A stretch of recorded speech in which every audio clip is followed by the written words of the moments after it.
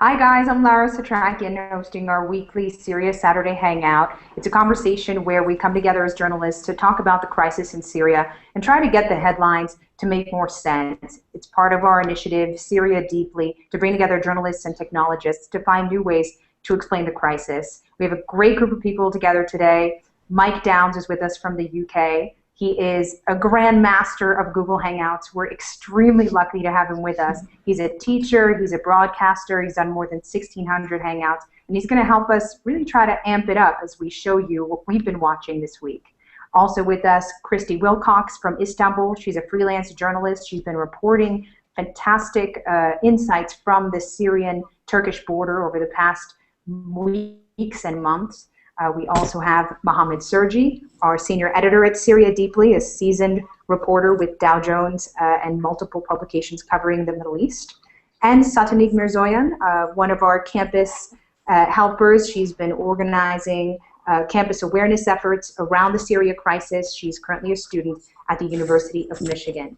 So jumping right in from there, the first thing we wanted to show you was a photo that we picked up on that was originally on the Washington Post website. It was a Polaris photo, an incredible shot of rebel fighters in the city of Aleppo. That's Syria's biggest city. It's been the scene of its fiercest battles, and it continues to be a place we're watching very closely. Mohammed and I worked on a piece that's going to be on Syria Deeply called Why Battle for Aleppo? Why is it so important? Because it basically represents the key factor for control of Syria's north.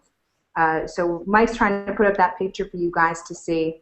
You have rebel fighters and light streaming in around them. So how's that working out? Yeah, that's already gone. And, We've already shown it as you were talking, Laura. Yep. And from there, essentially, we're looking at the ceasefire that was declared officially on Friday. Within hours, it broke down. You had the UN going in to try to negotiate some sort of reprieve for the 4 days of the Muslim Eid al-Adha holiday. The government agreed to it. There's that picture there showing up on your screen, those rebel fighters. So we're looking at the ceasefire as a kind of example, a kind of case study into why this conflict is so hard to solve. You have rebel fighters who don't trust the regime doesn't trust rebel fighters. They both sort of agreed to this ceasefire. Within hours, there was clashes, there were renewed reports of fighting, and now reports of around 150 people who've died since. So we're looking at that as a sort of example of why this is such a hard conflict to solve. In that same amount of time, we see accusations lobbed back and forth as to why the ceasefire didn't work. So on that, let's toss to Mohammed. Mohammed, you're watching this closely. I mean, what really stuck out for you in the past 24 hours? Well, one of the most important things that came out of the ceasefire, and this has happened before when the Arab League observers came and the UN observers came, and there was also a short ceasefire with Kofi Annan, is that you see the return of peaceful protests. And that signifies that the essence of the Syrian revolution, the Syrian movement, is demonstrating against the dictatorship of Assad. And when we see them come out in their thousands, we understand that the desire of the people is really to come out and do this in a way where they don't have to kill and they don't have to die. On the other hand, if we go back to the picture from Aleppo, that is in an area called Karmel Jebel, which is in the old city, and it's been under the control of the rebels for a while now, and they're trying to push out. The day before the ceasefire began, the day before Eid, rebel fighters went into two Christian neighborhoods and one Kurdish neighborhood, and also into sort of a business district called King Faisal Street, and they went to a grand mosque, important mosque called the Rahman Mosque. These were small groups, but the fact that they were able to get in to what were supposed to be secured areas really brought to question how much of control of the city does the government have at this point. If the rebels are able to come into their centers of power, a lot of analysts, including Joshua Landis, who looks at this very closely, believes now that Aleppo is slipping out of control. I know there were some reports that the rebels made it into Christian neighborhoods. The BBC reporting that happened. I was also hearing it from sources that had happened. How significant is that? Okay, the importance of these neighborhoods is not because they're Christians, is because it's because they're first of all not in control of the rebels, so they want to have control of them, and they're also they're also the base for military intelligence, the political intelligence of Aleppo in the Syrian neighborhood. So these are the areas where the government, the regime soldiers, launch their attacks on the other parts of the city. It does. I don't really believe at this point that that they're attacking them because they're Christian. And if we look at Aleppo for the past almost 3 months now, there hasn't been a single massacre of Christian children, families, women. There are of course Christians who have died, but they weren't targeted as a group. So we can look at that as a positive point, but it's still very concerning to people who see fighting happening in their neighborhoods, and that's a very troublesome sign. So it's this fact that these were regime strongholds, that these neighborhoods in particular hadn't been under rebel control. Now they're making advances, and that's strategically significant. Christy, yeah, sorry. No, go ahead. But in our piece on Syria Deeply about the Battle of Aleppo, the main idea behind it is that they want to take control of the economic and industrial center of Syria. And the way to do that is to attack the regime strongholds wherever they are. So this is their strategy, and they will continue on it until they're successful or they die. That's what the rebels say. Christy, you were reporting from the border on families trying to celebrate Eid, trying to have a normal holiday. What's the sentiment there? And what do people say also about this military element, this question of military force versus peaceful protests? What do you pick up on down there? Muted. So unmute yourself, Christy. Sorry. Christy's unmuted. Okay, let me try that. Let me try that again. Sorry about that.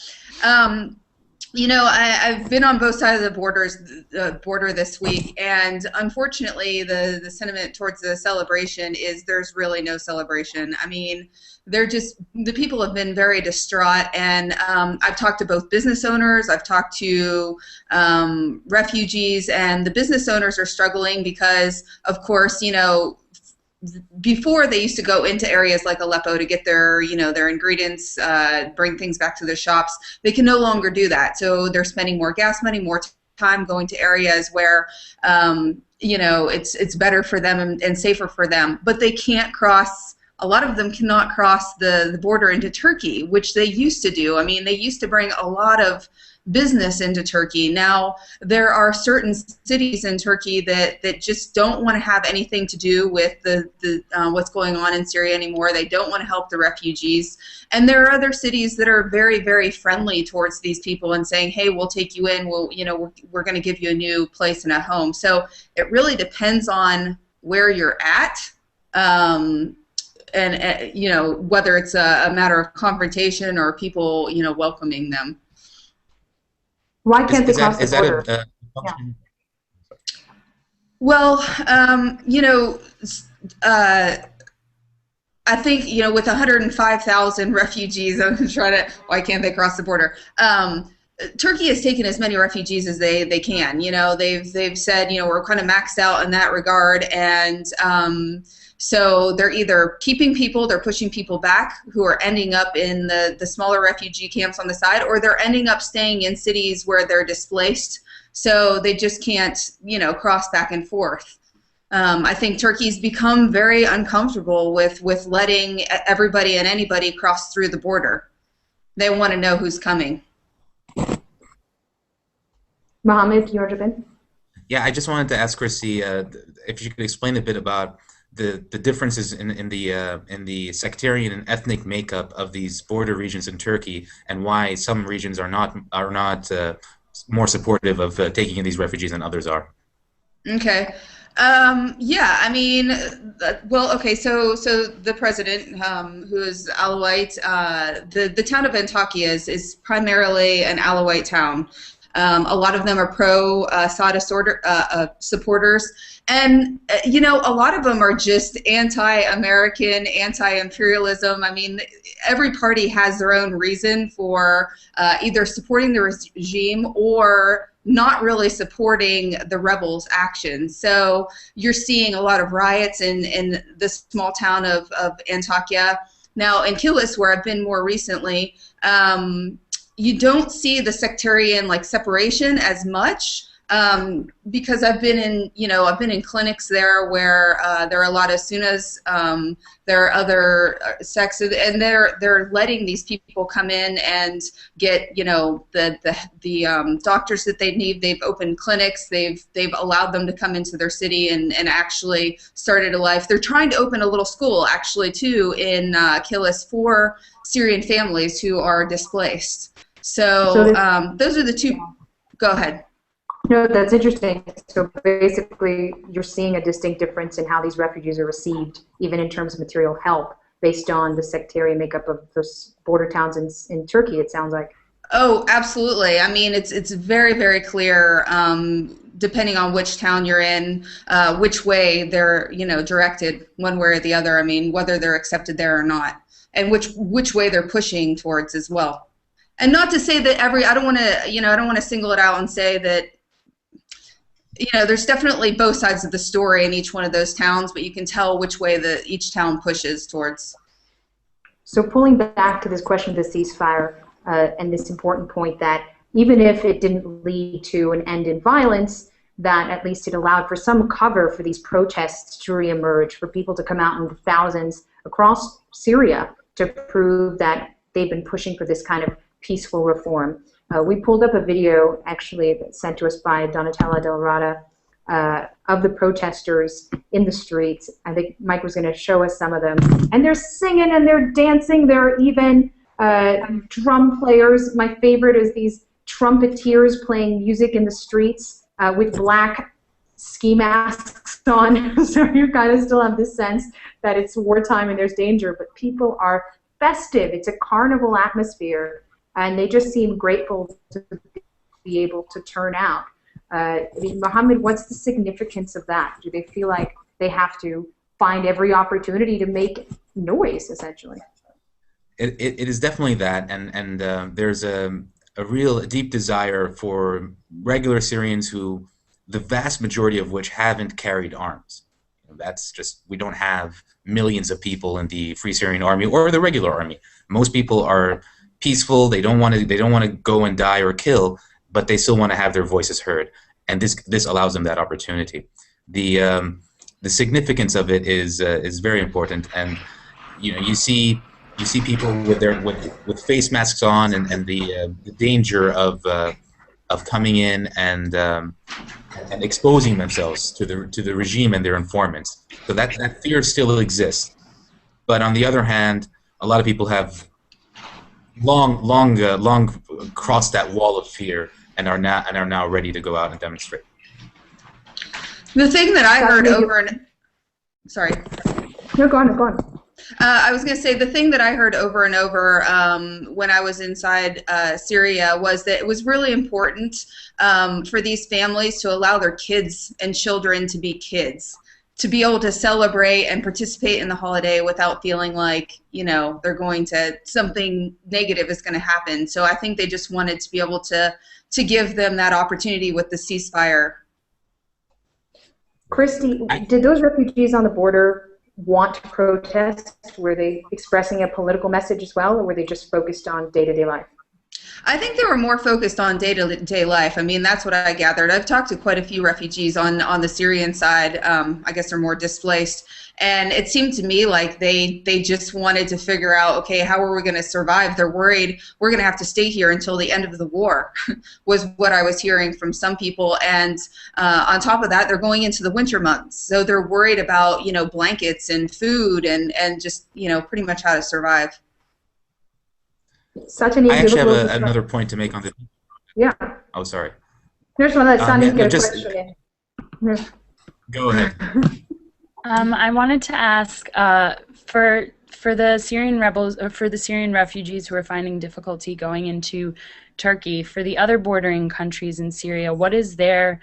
Are they more inclined to allow more of the refugees in? For example, Lebanon, or with all the clashes in Lebanon, what's the situation with the other bordering countries?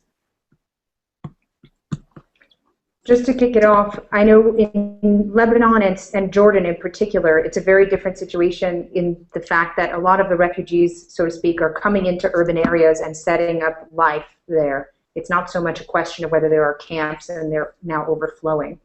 But you've had the international community calling on all of these countries to give these refugees a warmer welcome.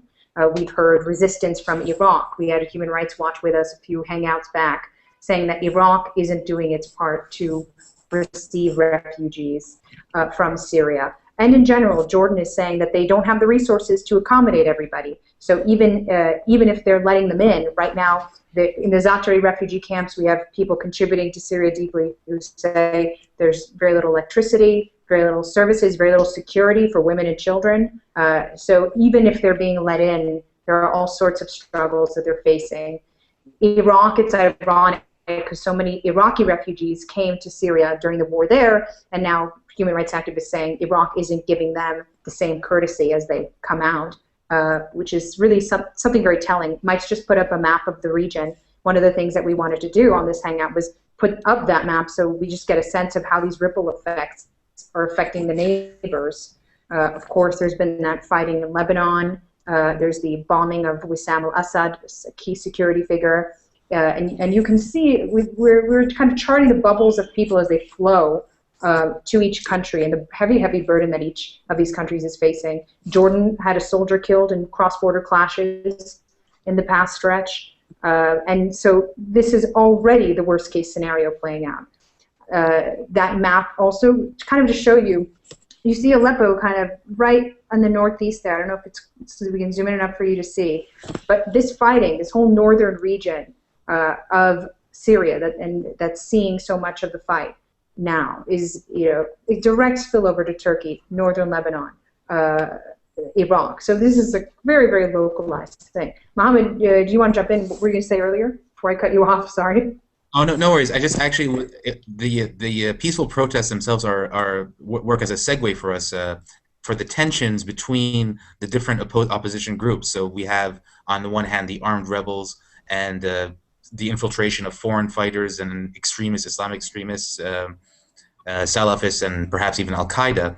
And then you have on the other hand the much larger group of people who want to come out and do this peacefully. So this shows us how complex the situation is in Syria, and how violence will, eventually remove these voices from the scene. And that is a big fear for both the revolution and for the people who care about the country and seeing stability and perhaps a unified Syria in the end. So it's almost the armed revolution versus the peaceful revolution. In some ways, yes, but.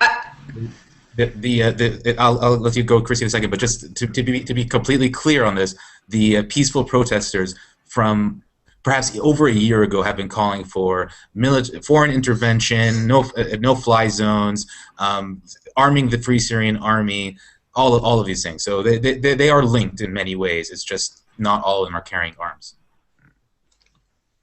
And Chrissy, do you want to jump in? That's what I was going to say is at first, I thought, okay, maybe the ceasefire will work. I mean, I had a positive feeling about it, even though I felt like, okay, maybe this won't last for very long.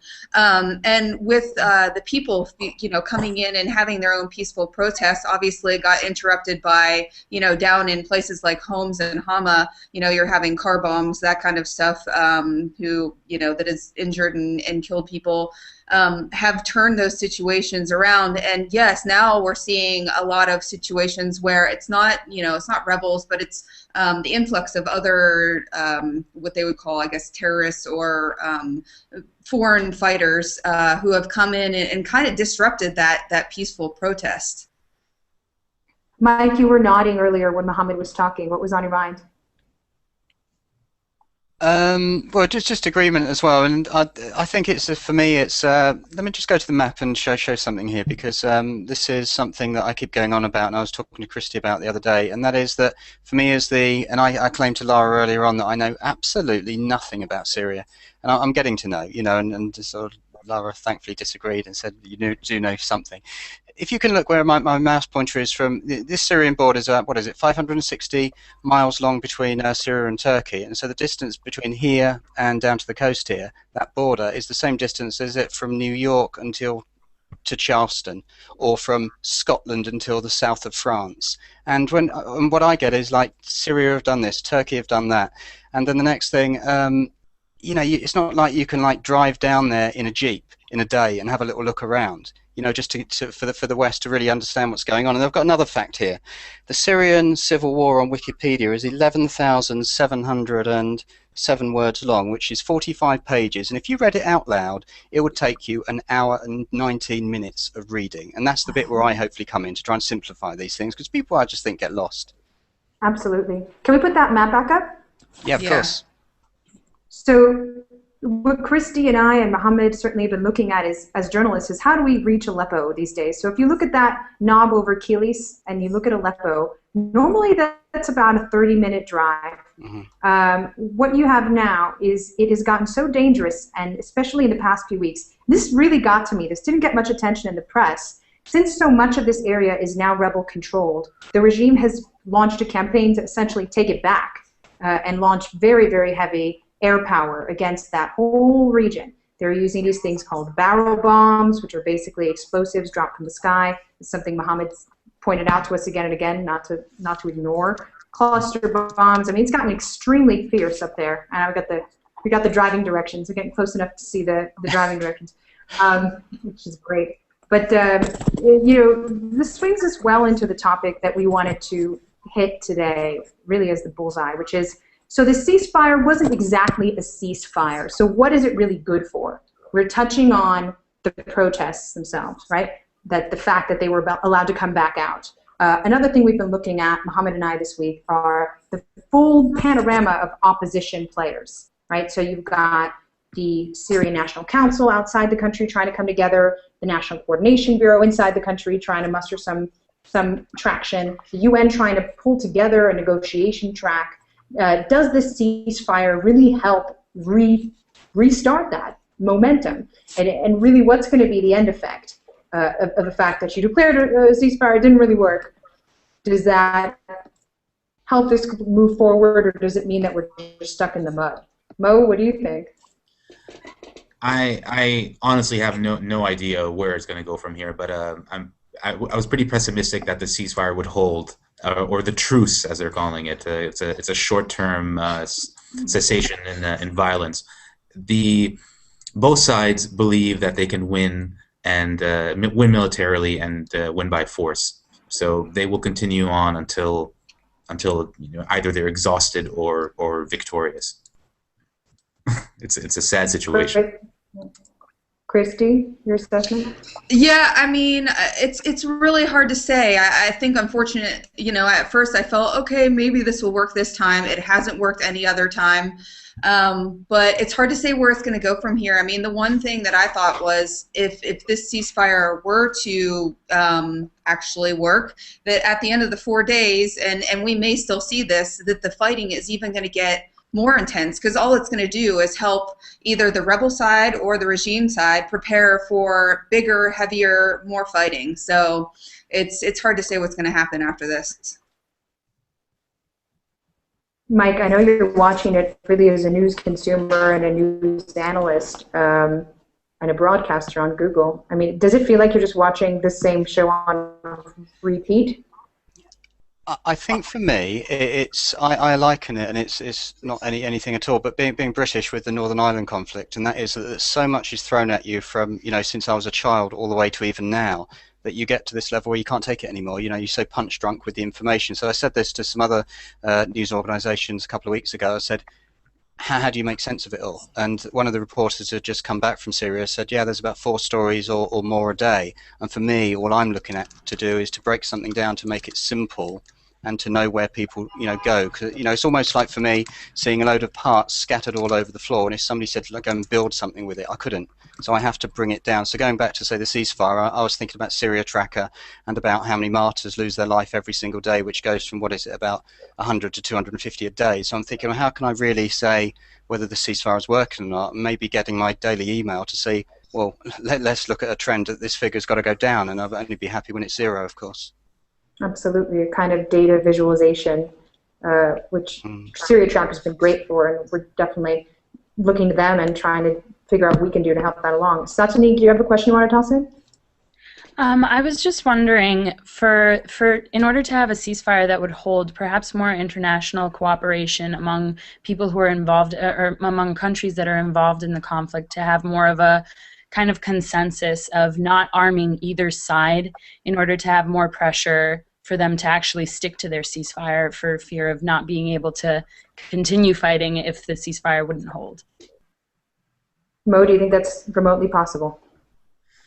I think it's a great idea and would definitely solve the problem. But what we have is a split in the Security Council, and we're not going to see China and Russia. Well, Russia primarily stop or at least install any sanctions or an arms ban on Syria. So it's sort of a moot point. So when you have Iran sending soldiers in, Hezbollah having fighters dying inside of Syria, that has been proven. The other side of the equation, Turkey, Saudi Arabia, Qatar, and some Western countries will look at this and see intervention happening, and it's just going to continue. So but I do have a question for Seth. Yeah. And in terms of the campus organization activism that you're doing, I was wondering, what do you see? How do you see the engagement from students, and how do they view this conflict, and how do you view it? A lot of the students I've spoken to are just, I've spoken to a lot of people of Arab descent, of Syrian descent particularly. It seems that they all feel the same as the international community of they know that something's going on. They're not exactly quite sure what to do to help it, what to do to solve the problem that is going on in Syria right now. There is definitely a lot of interest in finding out ways that the international community and students themselves what they can do to help find a solution or to assist the refugees in any way that they can.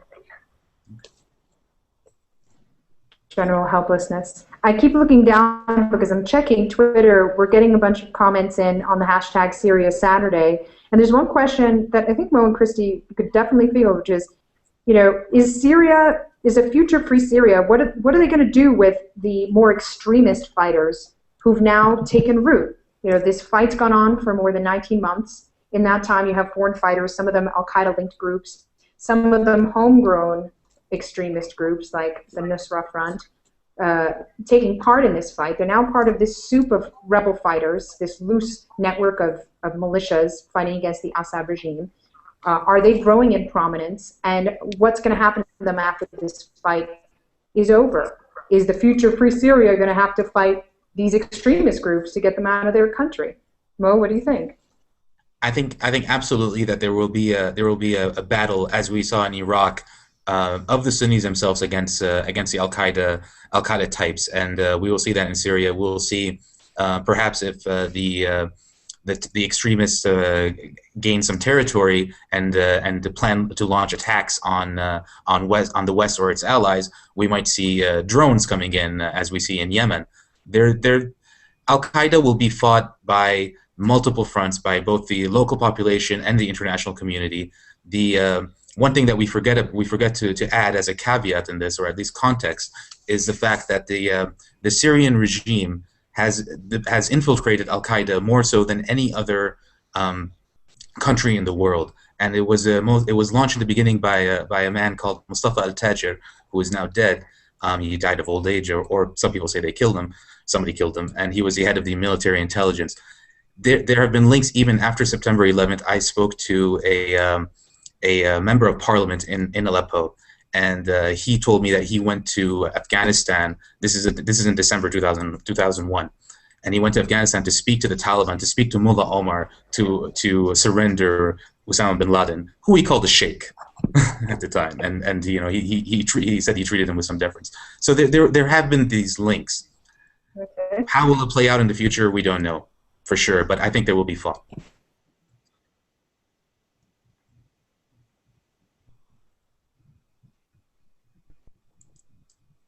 I think Chrissy's on mute.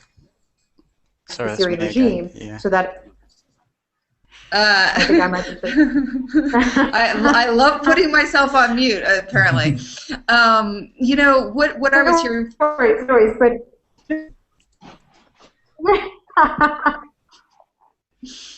Are we having problems? Go on ahead. Sorry.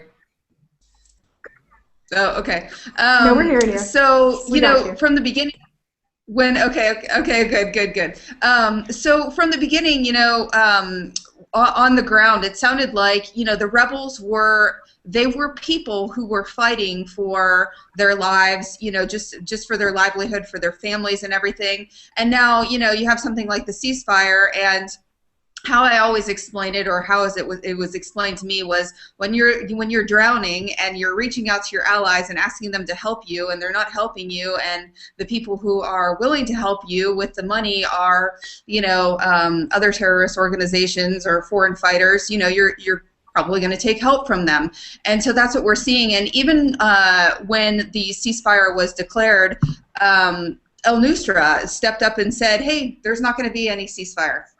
We're going to continue to fight. So that was kind of the first sign that okay, this is possibly not going to work. So, what happens in the end, there's probably definitely going to be a fight again against, this is our community. We don't want the foreign fighters in here, but who knows? These people are also helping them. So it'll be interesting to see how they actually establish, a civil community. Mike, you want to jump in?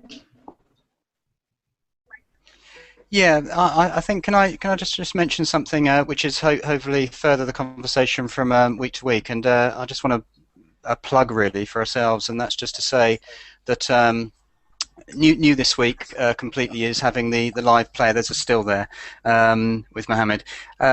Everything will be on the Google event page, and what we're hoping is that this will be an education. I can play it, just I'll take him off now.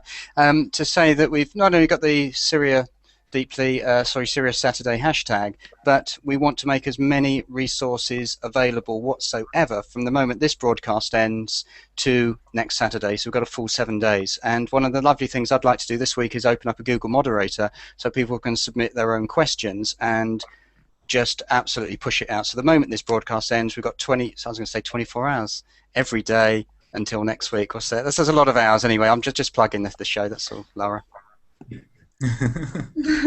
Mike, it's awesome. We called you the Grandmaster Flex of Google Hangouts for a reason.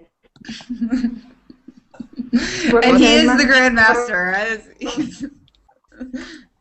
Well, I think that the thing that he's teaching us all how it gets done. Yeah, is people forget that if we've got this hashtag and we've got these platforms, it's all platforms. One of the things I was saying is that people don't realise is that I like to forget about Google Plus altogether and say we've got a lot of conversation in microblogging at Twitter, and that can just literally catapult over Google Plus and arrive live at YouTube, which is phenomenal. And I do know that when this broadcast ends, we're going to have a lot more viewers throughout the week because we'll push it out in the right places for the right reasons.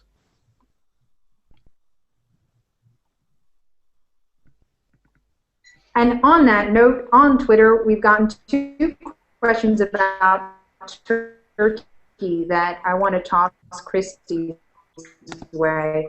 It's basically sort of how Syria is Turkey and You're breaking up, so I'm sorry, I couldn't hear the question.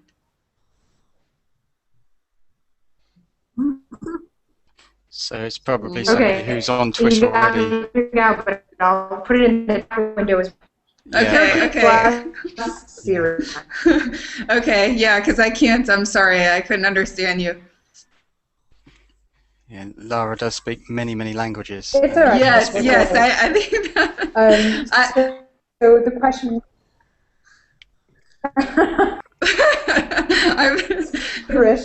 So the question.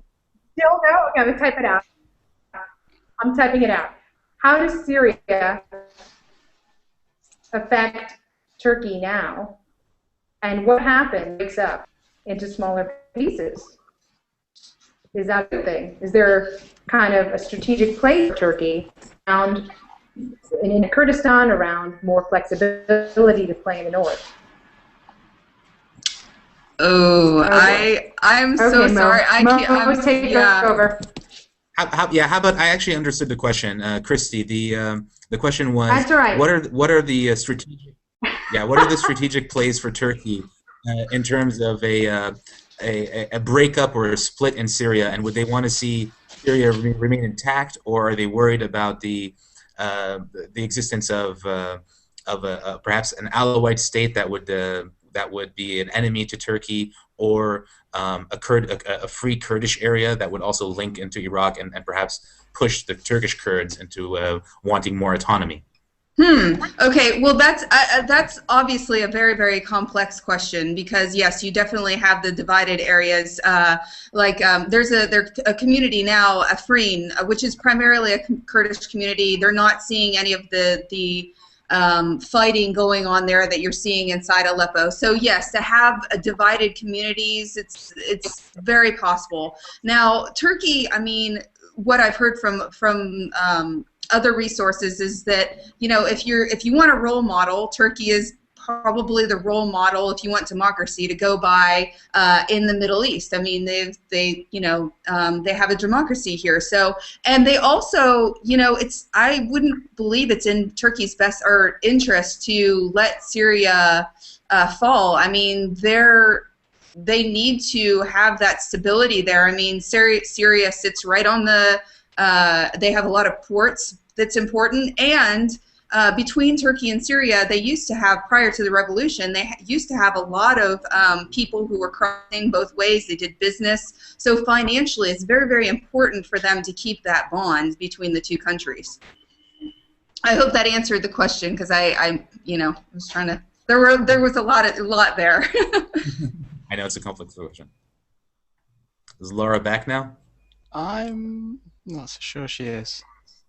Okay. Well, yeah. I think. Do you guys hear me now? You got me? Go ahead. Yes, better, much better.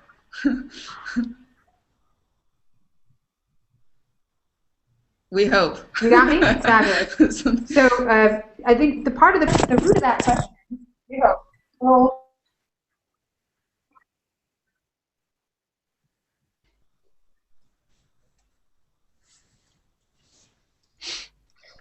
I think she dropped again.